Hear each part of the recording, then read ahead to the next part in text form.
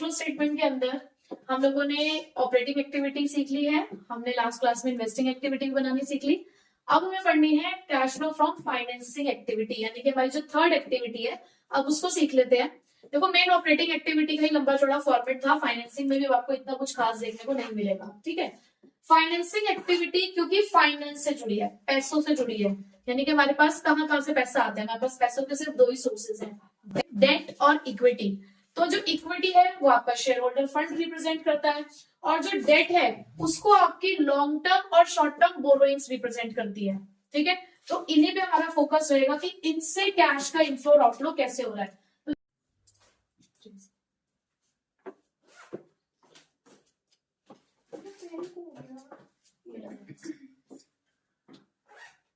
मैं starting line नहीं बोलूंगी अब। तो सबसे पहले स्टार्ट करते हैं इश्यू ऑफ शेयर से।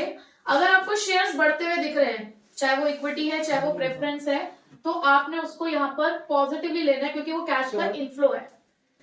सेकंड, इश्यू ऑफ डिबेंचर्स अगर दे रखे हैं, देखो वैसे मैंने यहाँ पे लॉन्ग टर्म बोरोइंग्स भी लिख दिया है और आपको लॉन्ग टर्म बोरोइंग्स में देखने को मिलते हैं डिबेंचर्स। यहाँ पे मैंने सेपरेटली लॉन्ग टर्म बोरोइंग्स भी लिखा क्योंकि कई बार सिर्फ डिबेंचर्स ही नहीं, कुछ लोन्स भी होते हैं, जैसे कि मॉर्गेज लोन लिखा होगा क्वेश्चन में, बैंक लोन लिखा होगा क्वेश्चन में, तो अगर अदर चीजें हैं तो वो लॉन्ग टर्म बोरोइंग्स में। डिबेंचर्स मैंने इसलिए लिख दिया क्योंकि ज्यादातर डिबेंचर्स देखने को मिलता है, तो इश्यू ऑफ डिबेंचर्स आ जाता है। Proceeds from long term borrowings, यानी कि लॉन्ग टर्म बोरोइंग से पैसा आ रहा हो, शॉर्ट टर्म बोरोइंग से पैसा आ रहा हो। अब शॉर्ट टर्म बोरोइंग्स में क्या क्या हो सकता है, आपका बैंक ओवरड्राफ्ट हो सकता है, कैश क्रेडिट्स हो सकते हैं। ज्यादातर बैंक ओवरड्राफ्ट आपको शॉर्ट टर्म बोरोइंग्स में देखने को मिल सकता है। ठीक है, अगर आपको सिक्योरिटीज प्रीमियम रिजर्व बढ़ता हुआ दिखे तो वो आपके लिए फाइनेंसिंग का पार्ट है, क्योंकि सिक्योरिटीज प्रीमियम शेयर्स और डिबेंचर से जुड़ा होता है। उसके बाद ये तो सारे आपके इनफ्लोज के थे, तो इसलिए आपने इसको पॉजिटिव अमाउंट करके लिखा है। अब इसी का अपोजिट आपके लिए आउटफ्लोज को रिप्रेजेंट करते हैं, जैसे कि रिडेम्पशन ऑफ डिवेंचर्स, यानी कि पैसे का वापस करना। अगर आपको आपके डिवेंचर्स या प्रेफरेंस शेयर्स कम होते हुए दिख रहे हैं तो वो रिडेम्पशन यानी कि रीपेमेंट है, आउटफ्लो को रिप्रेजेंट करते हैं। आपने अपने लॉन्ग टर्म बोरोइंग्स का पैसा वापस करा, या शॉर्ट टर्म बोरोइंग्स आपको कम होते हुए दिख रहे हैं, इसका मतलब उनकी भी आपने रीपेमेंट करी होगी। सिक्योरिटीज प्रीमियम अगर आपको कम होता हुआ दिख रहा है, इसका मतलब यहां से भी आपके पास पैसा जा रहा है, या जिसको हम प्रीमियम पेड ऑन रिडेम्पशन के नाम से भी आपको देखने को मिल सकता है ये। उसके अलावा कोई भी डिविडेंड आपने पे किया हो, चाहे वो प्रपोज्ड हो, फाइनल हो, इंटरिम हो, किसी भी तरीके का डिविडेंड अगर आपने पे किया है तो वो भी यहाँ आएगा। जो आप इंटरेस्ट पे करते हो लॉन्ग टर्म या शॉर्ट टर्म बोरोइंग्स पे, वो भी आपका यहीं पर आएगा और वो भी आपके आउटफ्लो को रिप्रेजेंट करता है। आप दोनों का नेट इफेक्ट निकालोगे, पॉजिटिव आया तो flow from financing activities, negative आया तो यूज्ड इन।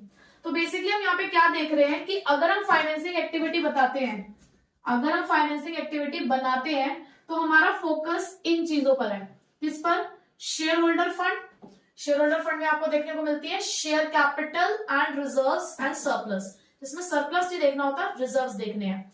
उसके अलावा long term borrowing, short term borrowings, और अगर एडजस्टमेंट में कोई बात है तो उसको देखना है बस। ठीक है, तो अब इसका हम क्वेश्चन कर लेते हैं। क्वेश्चन नंबर 35 करते हैं आप। क्वेश्चन नंबर 35 है हमारे पास, from the following extracts of balance sheet of X limited calculate the cash flow from financing activities. अब हमारे पास इक्विटी शेयर कैपिटल है 10% प्रेफरेंस शेयर कैपिटल है, डिवेंचर्स रिडेम्पशन रिजर्व है 12% डिवेंचर्स है, और कुछ इनके बारे में एडिशनल इंफॉर्मेशन भी है। ठीक है, अब देखो हमारे पास इक्विटी शेयर कैपिटल पहले 4 लाख की थी, 5,25,000 की हो चुकी है। आपको इक्विटी शेयर कैपिटल के बारे में कुछ इन्फॉर्मेशन भी दे रखी है, इधर लिखा है equity share capital were issued on 31 मार्च 2023। आपको दिख रहा है ना कि 4 लाख से 5,25,000 के शेयर्स हो चुके हैं, 1,25,000 शेयर्स इश्यू हुए हैं। तो ये जो इश्यू हुए हैं ये बिल्कुल एंड की डेट पे हुए हैं। इसका मतलब हमने शुरुआत से सिर्फ 4 लाख रुपए इस्तेमाल करे, बिल्कुल एंड में जाकर हमारे पास 1,25,000 रुपए आए हैं। अब ये इन्फॉर्मेशन हमें क्यों दी है? सेकंड पॉइंट की वजह से। तो देखो सेकंड पॉइंट में लिखा है interim dividend on equity shares was paid at the rate 15%। देखो हमें डिविडेंड इक्विटी शेयर्स पे पे करना है, तो हमारे पास दो बैलेंस हो गए ना, एक तरफ लिखा है 4 लाख, एक तरफ लिखा है 5,25,000। अगर डेट वगैरह नहीं दी होती तो हम हमेशा प्रीवियस ईयर बैलेंस पे लगाते हैं, यानी कि जो हमारा ओपनिंग बैलेंस है। बट उन्होंने डेट दे रखी है कि आपके पास एक्स्ट्रा पैसा कब आया, बिल्कुल एंड में आया। हालांकि यहाँ पर भी हमें फिलहाल प्रीवियस ईयर पे ही लगाना है क्योंकि 1,25,000 रुपए हमारे पास बिल्कुल एंड पे आए हैं। हमने इस्तेमाल ही नहीं करे, तो उस पर डिविडेंड हम क्यों पे करेंगे, ठीक। तो इश्यू ऑफ इक्विटी शेयर्स हमारे पास कितने आ गए हैं, 1,25,000। जितने से डिफरेंस है आपको उतने से लिखना है, ठीक है। जो आपने इंटरिम डिविडेंड पे करना है, क्योंकि वो आउटफ्लो को रिप्रेजेंट करता है, तो थोड़ा सा स्पेस छोड़ के, क्योंकि सारे इनफ्लोज एक साइड और सारे आउटफ्लोज हम एक साइड लिखेंगे। तो यहां पर आप लिखेंगे इंटरिम डिविडेंड पेड। कितने में पे करने जा रहे हैं आप, 4 लाख पे करने जा रहे हैं 15% के हिसाब से। तो ये कितना आ जाएगा आपका 60,000, ठीक है। प्रेफरेंस शेयर कैपिटल 5,50,000 से 4 लाख की हो गई है, इसका मतलब कम हो गया ये कैपिटल, तो ये रिडेम्पशन है। कुछ बात भी है इसके बारे में, देखो थर्ड पॉइंट में, preference shares were redeemed on 31 मार्च। यहां पर भी उन्होंने हमें डेट बताई है कि आपने जो रिडेम्पशन किया है ना, वो 31 मार्च 2023 को किया है, जस्ट अभी। इसका मतलब पूरे साल आपने 5,50,000 रुपए इस्तेमाल करे हैं। यहाँ पे भी हमें डिविडेंड पे करना है, कहीं लिखा नहीं है डिविडेंड पे करने के लिए, लेकिन हम क्यों पे कर रहे हैं, क्योंकि आपने इक्विटी वालों को डिविडेंड दे दिया है। इंटरिम डिविडेंड इक्विटी वालों के लिए तो होता है, अगर आपने इक्विटी वालों को डिविडेंड दे दिया है तो ये आपके लिए कंपलसरी है कि आपको प्रेफरेंस वालों को देना पड़ेगा, चाहे क्वेश्चन बोले या ना बोले। तो आप यहाँ पे जो प्रेफरेंस डिविडेंड आप पे करोगे, जिसको आप प्रपोज डिविडेंड भी लिख सकते हो, ऐसे कोई प्रॉब्लम नहीं है, वो आप कितने अमाउंट पे करने जा रहे हैं, 5,50,000।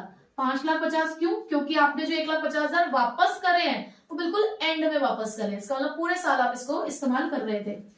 अब मुझे बताओ कि रेट ऑफ डिविडेंड कितना है आपके पास। आप देखो ना, प्रेफरेंस शेयर कैपिटल के आगे कितना परसेंट प्रीफिक्स है, 10% है। 10% प्रीफिक्स है, तो ये 10% आपने पे करना है, ठीक है। तो ये आ गया आपके पास 55,000। उन्होंने ये भी बोला कि प्रेफरेंस शेयर्स जो रिडीम होंगे वो प्रीमियम पे रिडीम होंगे, 5% के प्रीमियम पे।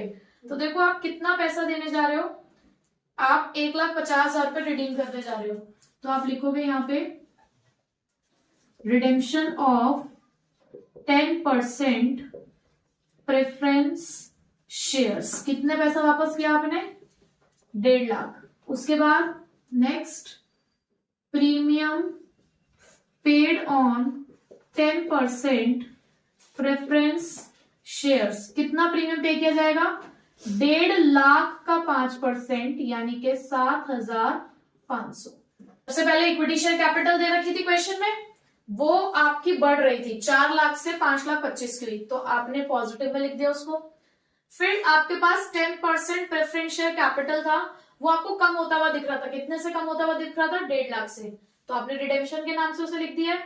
अब ये जो मैंने बाकी की एडजस्टमेंट करी है वो हमें एडिशनल इंफॉर्मेशन में बता रखी थी।